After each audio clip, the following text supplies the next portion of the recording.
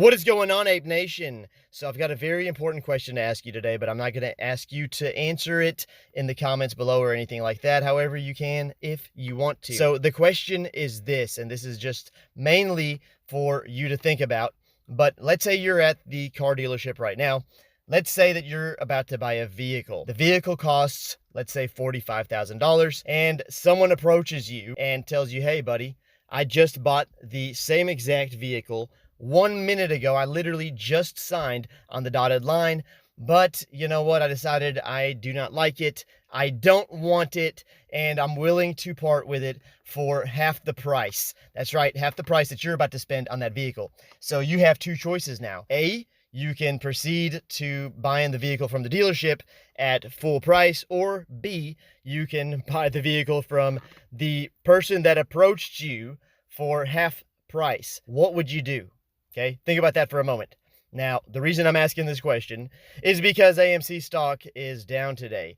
It's not down 50% or anything like that, but it certainly is trading for much lower than it usually does, which provides a wonderful opportunity to buy. And let me tell you something else. Every time that we get this opportunity to buy lower, the hedge funds and the Citadels that are doing this, that are manipulating the stock, well, you know what? They jam themselves up even more every time we pick up a few more of these shares, because we all know what the hell is going on. And I think by now we all know what's going to happen. I think we all know why we're here. We're here because we're waiting on the MOASS.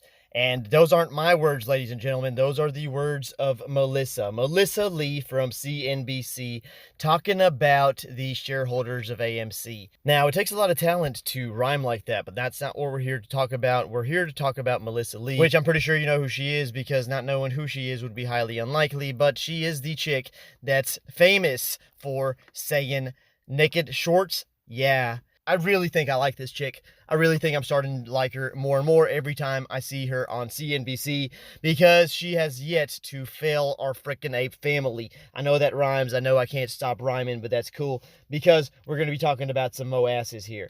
So she's basically on CNBC checking people. There's all these idiots on CNBC. Some are employees, some are guests, but they all have basically the same crap to say, and it's always the same dumb-ass story every single time that AMC is brought up, and it always has to do with the fundamentals. I'm so sick of hearing about it that if I hear about it one more freaking time, I'm going to throw up in my mouth and possibly swallow it. And I don't want to swallow my own puke, because it's going to taste like bananas. So recently she checked this dude on CNBC that was all talking crap about basically us, the apes, talking about how he doesn't understand Adam Aaron. Why would Adam Aaron need to listen to us and do what we want? And why the hell would he want shareholders like us? Who the hell are we, the apes, to be wanted by anybody? I mean, first they call us dumb, then they frickin' make us feel unwanted.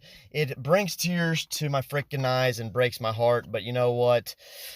Melissa took care of it for us. So I want to play this clip for you guys. I think you're going to love it. I think you're going to enjoy it. Let me know what you guys think of this clip in the comments below, because I'm really curious. Of course, there are a few other things discussed, such as the MOASS.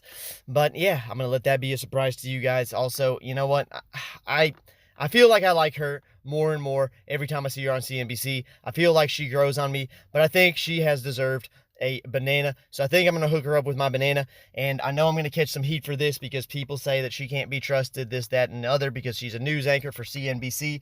Maybe. But so far, by all appearances, she appears to be on the side of the apes, or at least helping the apes out. Now, should that change at any given time, I will definitely take my banana back, and more importantly, I will take back every good thing I've ever said about her. So yeah, there you have it. Now enjoy the clip. Let me know exactly what your thoughts are on the clip and on my thoughts about Melissa. Yeah. Want to hit this news just out. AMC CEO Adam Aaron tweeting, "It is no secret I think shareholders should authorize 25 million more AMC shares, but what you think is important to us, many yes, many no.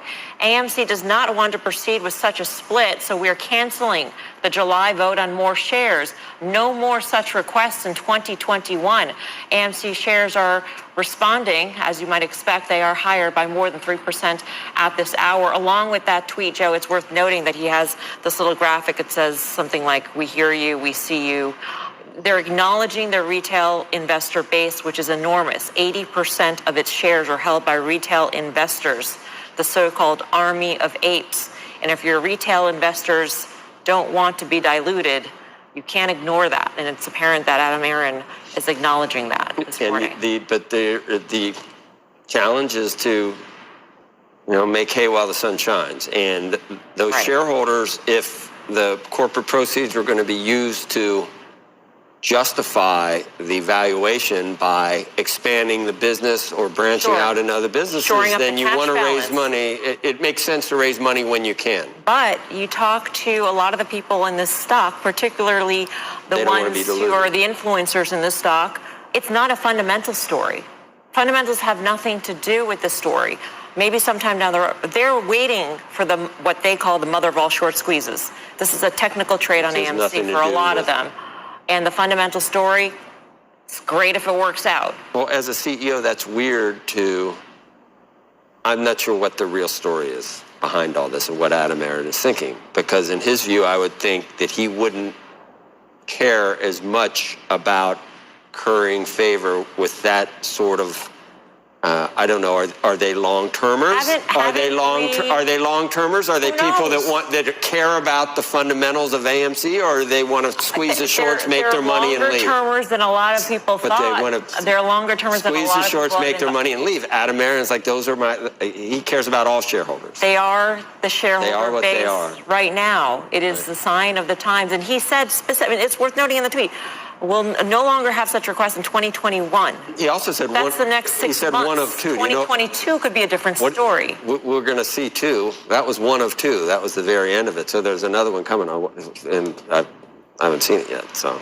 right? There's another tweet coming. We'll see what else he says. Correct. Yeah, we're going to. Is this it? Okay. That's one of two. All right. So when we get the second one. But the stock is responding. Over the weekend. We're going to bring it up. We're going to bring up the next one. Yeah, of course, voting on the other 4 issues requiring approval at the July 29th annual AMC shareholder meeting will continue on schedule, but Proposal 1 is hereby officially tabled. There will be no voting before 2022 on more shares. Okay, so it is put to bed for 2021. For this year. 2022, who knows? And this follows a tweet over the weekend that also got a lot of the holders of AMC very excited when he said that they would be showing this next UFC fight. I'm not familiar with these fighters. You didn't watch the last one? McGregor. The last they're one. going to be showing that on AMC screens for $25 a pop versus $70 on pay-per-view.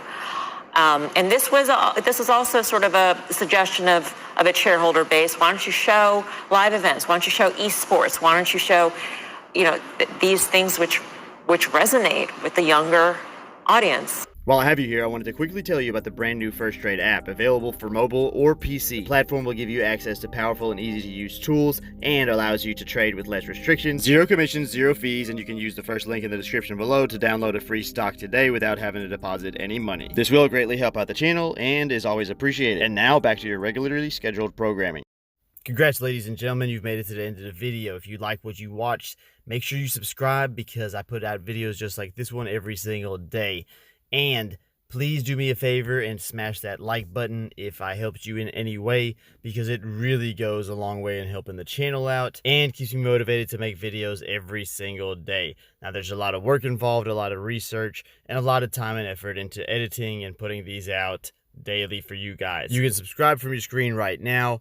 Or if you want to watch one of my other videos, I'm sure YouTube has some good content picked out for you on the left-hand side of your screen now. Thanks for sticking it out with me till the end, and I will see you guys in the next video.